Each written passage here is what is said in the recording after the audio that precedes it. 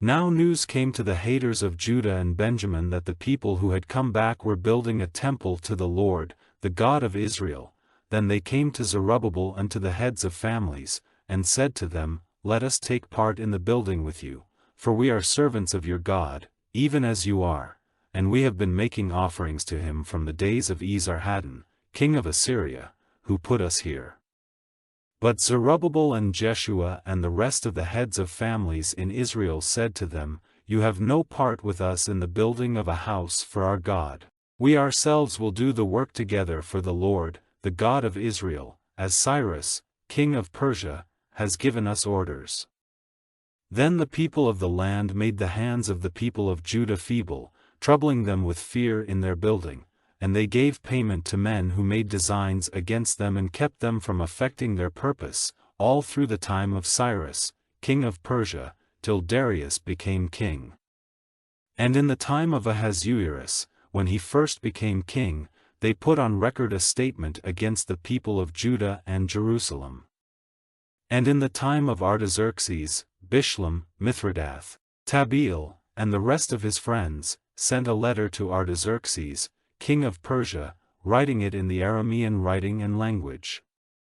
Rehum, the chief ruler, and Shimshai the scribe, sent a letter against Jerusalem, to Artaxerxes the king. The letter was sent by Rehum, the chief ruler, and Shimshai the scribe and their friends, the Dinahites and the Aphrasathites, the Tarpelites, the Apharsites, the Archavites, the Babylonians, the Shushanshites, the Dehates, the Elamites, and the rest of the nations which the great and noble Osnappar took over and put in Samaria and the rest of the country over the river. This is a copy of the letter which they sent to Artaxerxes the king. Your servants living across the river send these words. We give news to the king that the Jews who came from you have come to us at Jerusalem. They are building up again that uncontrolled and evil town. The walls are complete and they are joining up the bases.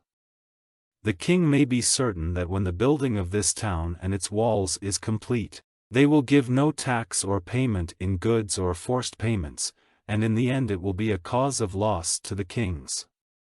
Now because we are responsible to the king, and it is not right for us to see the king's honor damaged, we have sent to give the king word of these things, so that search may be made in the book of the records of your fathers, and you will see in the book of the records that this town has been uncontrolled, and a cause of trouble to kings and countries, and that there were outbursts against authority there in the past, for which reason the town was made waste. We give you word, that if the building of this town and its walls is made complete, there will be an end of your power in the country across the river.